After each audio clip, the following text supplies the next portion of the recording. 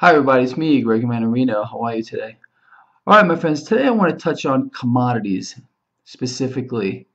I made a bunch of charts for you and they are very telling. Now, for those of you out there that have read my book here, The Politics of Money, and who have followed this blog, you understand that I always go over the fact that as we move forward here, we are going to see rising commodity prices. As a matter of fact, the scenario that I see unfolding is this. As people begin to continue to lose faith in fiat currency and debt as a whole, and we understand we're in the biggest debt bubble the world has ever seen, when that bubble bursts, it's going to crush the value, whatever is going to be left in it at that point, of fiat currency. And we are going to see commodities skyrocket. All of this cash that it will be leaving the bond market, will be leaving equities, is going to look for somewhere to go. It's that simple. It's the flow of money. And in that type of an environment, they're going to flock to the only safe havens left, and that is commodities. Gold and silver, of course, I go over that all the time. They're going to go up exponentially. As a matter of fact, I believe gold, silver, and energy are going to outperform just about everything, in fact, everything across the board. But we never really go over, or I never really go over, how it's going to affect other things as well. And it's just so important to understand how this is going to play out. You hear a lot of people talk about deflation. Well, what is deflating? The US dollar is deflating. Currencies are deflating. The equity markets are going to deflate big time. There's no doubt about that. But commodities are going to rise. And in that type of an environment with a dying currency and rising commodity prices, seriously, how is that going to affect people's ability to live, to acquire basic resources? This is a concept I go over a lot. As a matter of fact, I dedicate a large portion of my book to this. It's just so important. So what I've done here, just to let you get a visual on where this is going and how this is going to play out, I don't know how many charts I have here for you, but we're going to go over each one of them just real quick so you can understand what I'm talking about here. This first one, let me just go over this. All of these charts are in the same timeline, 2002 until today. This is corn. It's in over 5,000 products, and it's just awful what's going on here. That's what's going on. Incredible, screaming uptrend. Look at the volume. Volume is commitment, and it's very high, and it's going higher, in my opinion, and so is this. So you can imagine how this is going to affect things that you buy that have corn in it as we move forward, as the dollar dies, as currency dies. This is another one. This is lean hogs.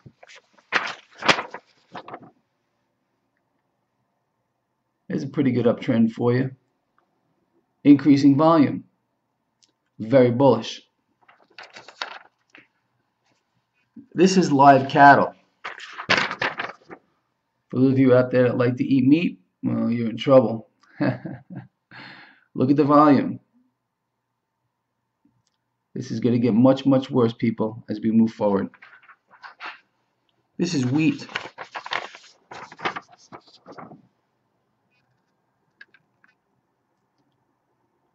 Not looking good, is it?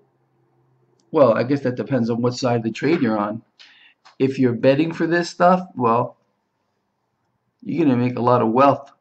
But if you're the average person out there who's shopping, you're in trouble. Here's soybeans. Again, look at the volume. This is gold.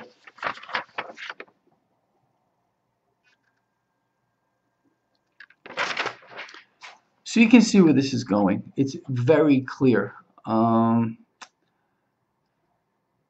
I wonder what people would think if the mainstream media outlets were to show these types of charts to people. people would panic. They really would. They'd be like, what is going on? And it's awful. Understand, these items are priced in US dollars. The more pressure Ben applies to it, and he's actually come out stating he's applying an endless pressure on it. Epic, never ending, with this QE3 into infinity, and he will be instituting a QE4 very soon, maybe even before the end of the year. And what I mean by that, he's going to expand QE3 to not just buying mortgage-backed securities, but outright bond purchases. It's incredible what is going on here. You have to understand, Federal Reserve is in panic mode, and they are the lender of last resort. If the Federal Reserve were to let free market forces do what they're supposed to do, that is determine fair market value of assets, forget about it. Interest rates here in the United States would be going to the moon, and it would just, it's going to happen anyway. Understand that. The free market is going to, at one point, do its job, and it's going to be devastating across the board. And you can only imagine, seriously, how it's going to affect the price of commodities, your cost of living, my cost of living. It's going to be shocking in the literal sense here. And it's going to be interesting to see how these next few months unfold here. So again, we are going to see deflation in currencies. The dollar is dying. We understand that. You're going to see deflation in equities across the board. It's going to pull even good stock with it on its way down. This is why I say wait on the sideline. And you really shouldn't be invested in anything from the long side at this time. Commodities are going to the moon in this environment, everyone. I just want all of you to understand how this is going to play out. It's just not good, really. But if you get yourself on the right side of the equation by getting away from fiat currency, get yourself into hard assets like gold and silver, stuff you can hold in your hand, you have the best chance of coming out of this and preserving some of your purchasing power for the next monetary system, because that's what this is all about. We are in a failed monetary system. The debt-based economic model is done. We understand that. But this transition period is going to be horrible for multitudes of people, and many are not going to survive this. And I go over how resources are going to become scarce as we move forward, because these commodities are going to rise to the moon. People are not going to be able to acquire basic resources even to sustain their lives. This is an event that's coming that we've never seen before. We face a crisis on a global level that we have never seen before. And all we get from our policymakers is lies and more lies and more nonsense. They understand, believe me, the crisis that lies directly in our path, but they're doing all they can to try to keep people thinking everything is okay, and it's the worst possible thing they can do. They should actually be telling people the truth and having people prepare for this, because once it hits in a wave, and it's going to hit us in a literal, almost overnight fashion over the span of a several week period, when fear sets in and people understand the system is crumbling, it's going to be scary. People are going to not know what to do, and I believe sincerely that people are going to have to hunker down and ride this wave for a little while until it smooths out. And I think this is what the governments of the world are preparing for, especially here in the United States. This is why we have a police state being set up right now. The police are being militarized in every state of the union. We have drones that are slated to patrol the air.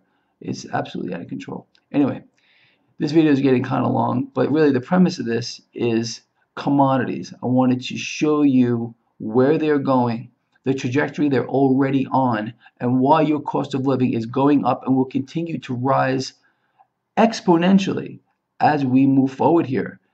So Forget about deflation, because the only thing that's deflating is, again, currencies and the equity markets. Commodities are going to the moon. And that's it. I will see all of you tomorrow. Please share these videos. It's very important to get more people on board, especially this one. Let's get people to see what is actually going on. You guys take care. Have a great day.